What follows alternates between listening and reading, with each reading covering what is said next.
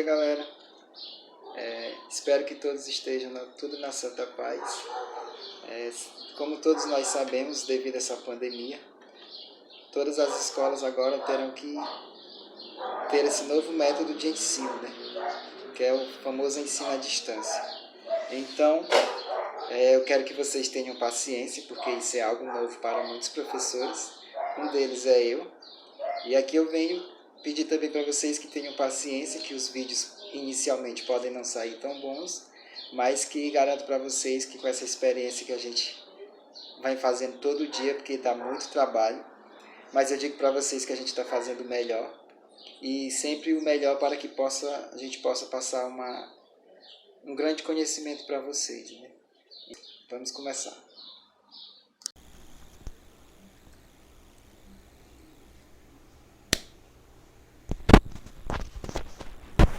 Bom, os conteúdos da nossa prova bimestral continuam sendo os mesmos, não vamos mudar, viu? Então vai ser o capítulo 3, o capítulo 4 e o capítulo 5, onde o capítulo 3 a gente já viu, que é a resultante de forças. A gente já viu também todos os exercícios. Capítulo 4 nós iniciamos, que fala de algumas das principais forças e também da terceira lei de Newton, porém fizemos poucos exercícios. E o capítulo 5, que é a primeira lei de Newton, nós ainda não vimos. Porém, como a gente passou bastante tempo parado, eu vou fazer aqui um resumo básico ainda do capítulo 3, para a gente lembrar o que realmente ele está relacionado. No terceiro capítulo, nós já estudamos que é a resultante de forças. O que nós vamos ver nesse capítulo? Nós vamos nada mais, nada menos do que aprender a somar todas as forças aplicadas em um determinado corpo. Então, nesse capítulo, é isso que a gente vai fazer. Vamos lá. Mas antes de tudo, vamos tentar lembrar de o que é força mesmo. Às vezes a gente pergunta para uma pessoa, a pessoa pensa que é uma pergunta besta, mas que muitas vezes a gente não sabe explicar o que é definido mesmo força. E eu já vou logo dizer que em física não tem uma definição própria para força, porque a gente tem apenas conhecimentos de suas características. Dentre elas nós temos a deformação. Então, uma característica da força é eu deformar um material. Outra característica é alterar o estado de movimento de um corpo. Ou seja, eu posso usar a força para o quê? Para alterar o estado de movimento de um corpo. Se um corpo está em movimento, eu posso aplicar uma força e fazer com que ele pare. Ou então, se ele está parado, eu aplico uma força, ele entra em movimento. E a outra característica bastante usada, principalmente na engenharia, é a parte de equilíbrio dos corpos. Ou seja, quando um corpo está em equilíbrio, isso não quer dizer que não existe forças neles, pelo contrário, existem várias forças que somadas, a gente vai ver na frente, e elas são igual a zero. São essas três principais características que definem essa força. Então vamos lá, já sabendo disso, sabendo de o que é uma força, ou melhor dizendo, as suas características, nós podemos agora ir para a força resultante, que nada mais é do que a soma vetorial de todas as forças aplicadas em um corpo. Ou seja, é eu pegar todas as forças aplicadas em um corpo e somá-las. Eu somo todas essas forças que está aqui. Então, eu tenho que R, que é a força resultante, ela vai ser igual ao quê? A esse soma, isso aqui quer dizer que é a soma. Eu estou somando todas as forças aplicadas em um corpo, onde esse I ele varia de 1 até N partículas, ou N forças. Então, esse somatório quer dizer que eu estou somando F1, tá aqui o I igual a 1, o I igual a 2, o I igual a 3, até o I igual a N. Então, isso aqui, ele substitui toda essa somazona aqui toda. Então, para simplificar os cálculos, ou melhor, para simplificar o tamanho, né, a gente usa isso aqui. Então, isso aqui quer dizer isso aqui, é a mesma coisa, só que em outro formato. É um formalismo mais avançado. Então, o que é a força resultante? É eu somar todas as forças aplicadas em um corpo. Vamos ver aqui um exemplo. Eu tenho aqui nesse primeiro quadrante, nesse primeiro quadrado, eu tenho o eixo Y e tenho o eixo X. No eixo Y, eu não tenho nenhuma força aplicada. No eixo X, eu tenho duas forças. Uma com módulo de 3 aqui, 3 quadradinhos para a direita, e uma com 2 quadradinhos para a esquerda, ou seja, essas forças são opostas. Então, como é que eu faço para somar essas forças? Como eu sei, a resultante vai ser quem? A soma de F1 mais F2. Então, eu sei que F1 é o quê? 3 quadradinhos. Na direção e sentido positivo. Então, aqui eu estou no sentido positivo, 3 quadradinhos positivos. Só que a segunda força, ela está em sentido contrário. Quando as forças estão em sentidos contrários, eu subtraio. Então, fica 3 aqui menos 2 da força aqui. Então, se eu pegar essa força aqui e colocar bem aqui nesse sentido, a gente vê que sobra um quadrado. E esse quadrado, no segundo quadradinho aí, ele mostra que é a força resultante. Isso aqui em vermelho é a força resultante. É o somatório dessas duas forças inicialmente. Então, podemos dizer que, quando eu vou calcular uma força resultante, eu vou simplificar o meu sistema. Ou seja, o que antes eu trabalhava com duas forças, o que é que eu faço quando eu substituo pela força resultante? Eu simplifico, trabalho apenas com uma. Então, a força resultante serve para isto, para a gente simplificar o nosso cálculo. Em vez de trabalhar com várias forças, a gente trabalha apenas com uma. A gente agora vai falar de equilíbrio estático. O que é equilíbrio, né? Às vezes a gente pensa que quando um corpo está em equilíbrio, a gente pensa que ele pode estar parado, né? Mas eu digo para vocês que nem tudo que está em equilíbrio, ele pode estar parado. Mas por quê? Vamos lá. O que é que ele diz? Ele diz que a resultante das forças, nesse caso, quando ocorre o equilíbrio, é nula. Ou seja, a resultante é zero. Então, o que é que eu tenho aqui? Eu tenho que a força resultante, como a gente sabe que é o somatório de todas as forças. Então, quando eu somo F1, F2, F3 até Fn, e a soma de todas essas forças dá um valor igual a quanto? Zero. Então, quando eu somo todas as forças aplicadas em um corpo e este valor é zero, eu digo que este sistema ele está em equilíbrio estático. Certo? Mas cuidado! Quando eu digo que um corpo está em equilíbrio, não necessariamente ele pode estar parado. Ele pode sim estar em equilíbrio, porém com uma velocidade constante. Um corpo, quando tem uma velocidade constante, a gente tem que ele está em equilíbrio. Vamos para frente. E aqui a gente tem uma imagem que mostra um equilíbrio, né? O que a física às vezes é fantástica. Muito fantástico mesmo. Às vezes aparecem coisas que nos surpreendem bastante. E aqui a gente tem uma imagem, tem uma pedra aqui direita, do lado esquerdo. Nesse lado aqui a gente vê que essa pedra ela exerce uma força para baixo, assim como essa outra pedra aqui branca, que também exerce uma força para baixo. Teoricamente, esse sistema aqui de cima ele teria que ir para baixo. Por que que ele não vai? Porque existe essa outra pedra aqui que exerce uma força normal, a força de superfície, que vocês sabem qual é. Então, por que que esse objeto não cai? Porque se eu somar a força devido a essa pedra com a força devida a essa pedra, se eu somar essas duas forças, elas vão ser necessariamente, para ocorrer esse equilíbrio, igual à força que essa pedra exerce em sentido contrário. Certo? Então, se eu somar essa força com essa outra pedra aqui, essas três pedras exercem forças, se eu somar essas três forças, ela dá um valor igual a zero. E é por isso que os corpos ficam em equilíbrio. Uma coisa interessante que eu coloquei aqui lá no Manual do Mundo. Aqui é um vídeo muito interessante que vocês vão ver que está relacionado a equilíbrio. É por isso que eu digo que existem coisas na física fantásticas. Vocês verão aí, vão se surpreender com esse vídeo.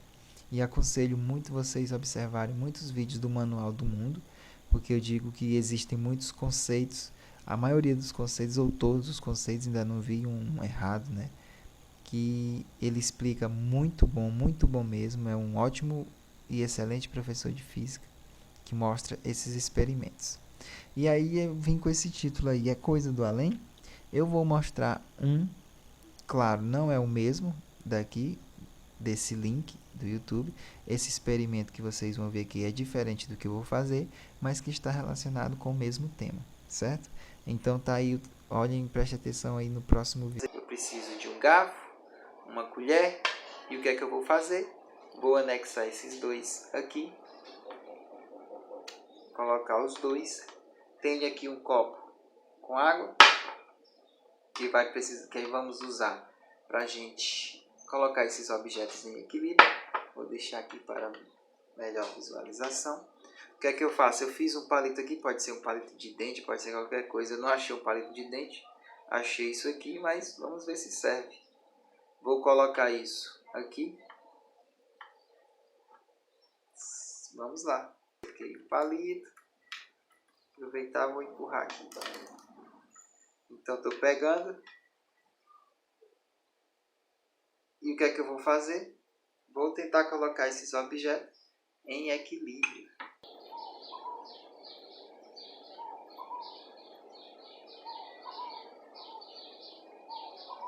Então entrou em equilíbrio. Para vocês observarem, vou fazer aqui, pegar aqui, ó, não está tocando em nada, ó. A gente tem aqui, ó. Vamos lá, pessoal, eu troquei de câmera, para ficar melhor, mas a gente vê, ó, que o garfo e a colher não tocam no copo, a colher aqui, ó, não toca no vidro, certo? Está em equilíbrio. E o que é que eu vou fazer? Eu vou acender o fósforo e vou tocar fogo aqui nesse pau. Vamos ver o que é que acontece? Vou tocar fogo nesse pau. Espero não tocar fogo na casa. E aí a gente vê ele queimando. Vou queimar de novo.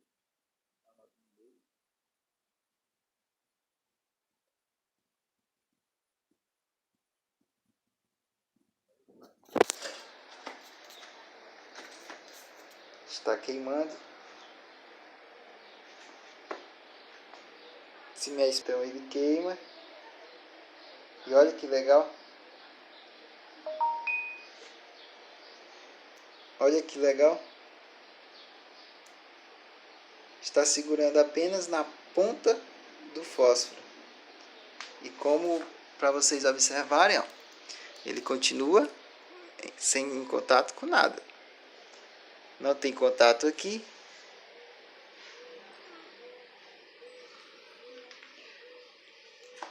É mágica.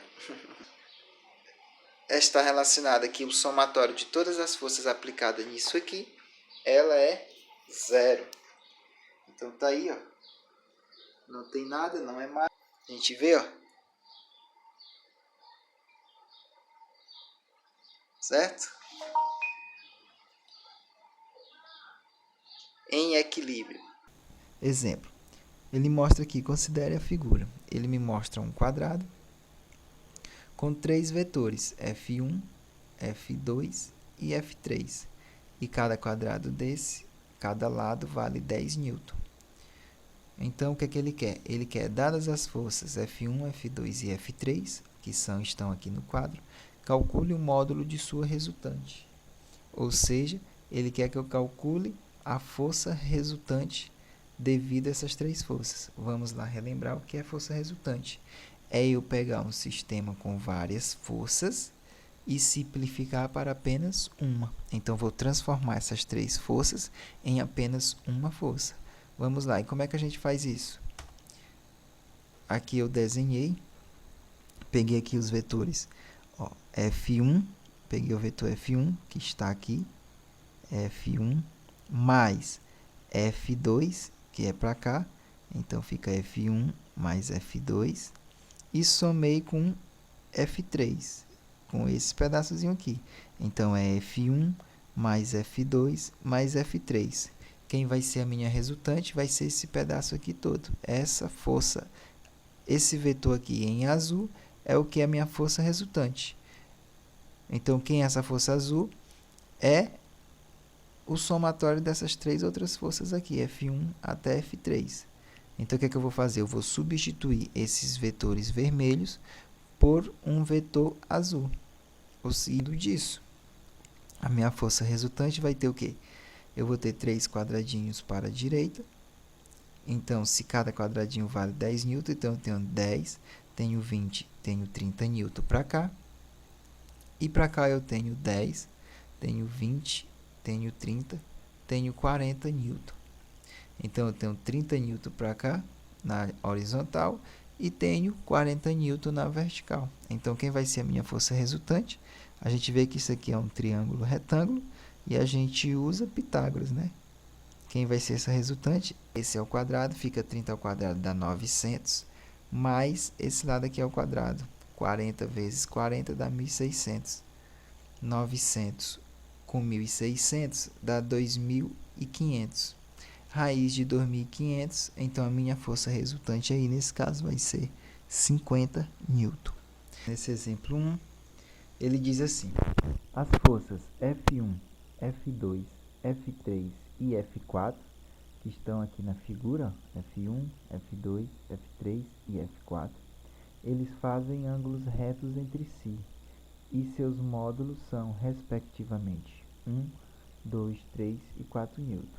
Ou seja, o que é que ele está dizendo? Ele diz que tem 4 vetores e deu seus tamanhos, e eles formam um ângulo entre si de 90 graus, ou seja, todos esses vetores são perpendiculares.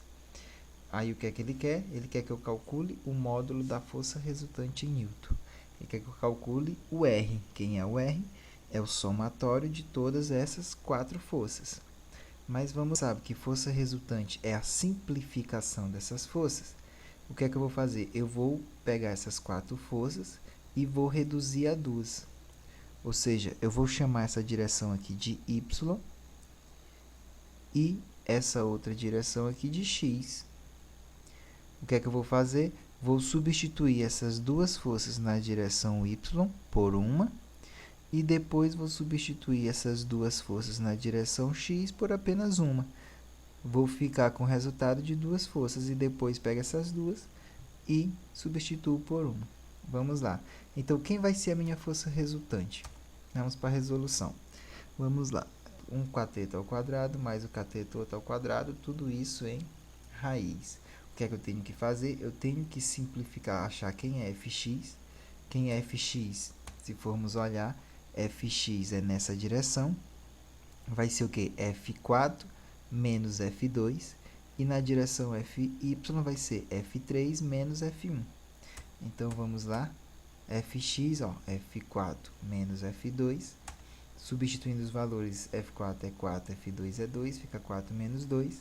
Então, eu tenho aí que Fx, substituindo duas forças, essas duas forças equivalem a 2 Newton. Então, já substituí duas forças na direção X por uma. E na direção Y eu faço a mesma coisa. Pego F3 menos F1, fica 3 menos 1, que dá também um valor de 2 Newton. Ou seja, pego aqui, substituo aqui, pego esse aqui e substitui aqui. E aí a gente tem que a resultante vai ser a raiz de 2 ao quadrado mais 2 ao quadrado, que dá raiz de 8, simplificando, dá 2 vezes raiz de 2 Newton. Então, está aqui bem simples, mas vamos lá o que diz esse exemplo.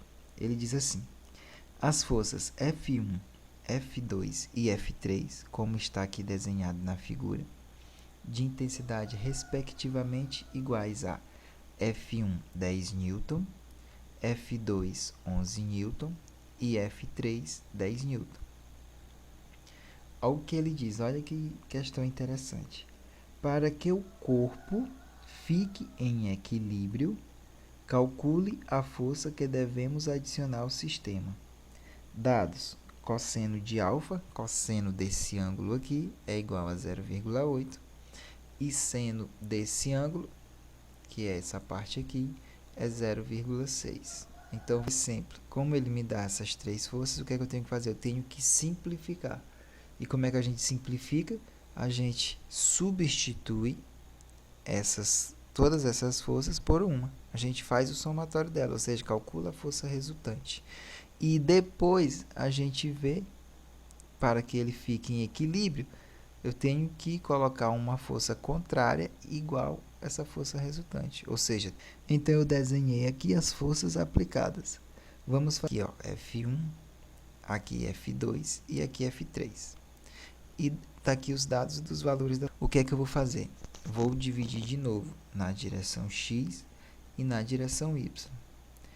Eu tenho F2 na direção X. Eu tenho F1 que ele tem componente tanto Y. Se eu pegar aqui a projeção desse cara aqui, vai estar aqui Fy, que é uma componente do vetor F1. E também vou projetar aqui em X a F1x, que é uma componente de F1. Então, está aqui, f de x vai ser o quê? F2 menos F1x, porque estão em sentidos contrários. Quem é F1x é esse cara aqui, é a componente x do vetor F1. E quem é Fx? Vamos substituir. A gente sabe que F2 é 11, está aqui, menos F1x. Quem é F1x? Vai ser F1, que é 10 newton, está aqui, fica F1 vezes, como é o cateto adjacente, a gente usa o cosseno, então fica F1, que é 10, vezes o cosseno do ângulo, que é 0,8. Então fica 10 vezes 0,8, que dá 11. Isso aqui vai dar 8, fica 11 menos 8, que dá 3 newton. Quem vai ser as forças na direção Y? Vai ser F3, que é esse cara aqui, menos a componente y de F1, está aqui. Substituindo, vamos lá, quem é F3 é 10 newton, menos F1, que é 10, está aqui, vezes, agora o cateto oposto, que é esse cara aqui. Eu estou pegando ele aqui e projetando ele aqui, o seno. Então, vai ser F1, que é 10, vezes o seno de alfa, que é 0,6. Substituindo, a gente tem 10 menos, isso aqui dá 6, fica 4 newton. Então, a força que eu deveria colocar para que ele permaneça em equilíbrio na direção x seria menos 3 newton. Na direção y, para que ele permaneça em equilíbrio nessa direção, eu tenho que colocar uma força de igual intensidade, porém em sentido contrário, que seria quem? Menos 4 newton. Mas como ele quer a força resultante, é fácil. Vai ser 3 ao quadrado mais 4 ao quadrado. Como são perpendiculares, usamos Pitágoras. E aí a gente tem que a força resultante vai dar 5 newton. Então, a força que eu tenho que adicionar é uma força de 5 newton negativa. Certo? E para a gente colocar, tem uns exercícios aqui que nós não fizemos, né? Então, livro 1A, ainda do capítulo 3, são questões, exercício relacionado a esse capítulo, dessa página de 143 a 146, apenas 4 questões, 5, 8, 10 e 11.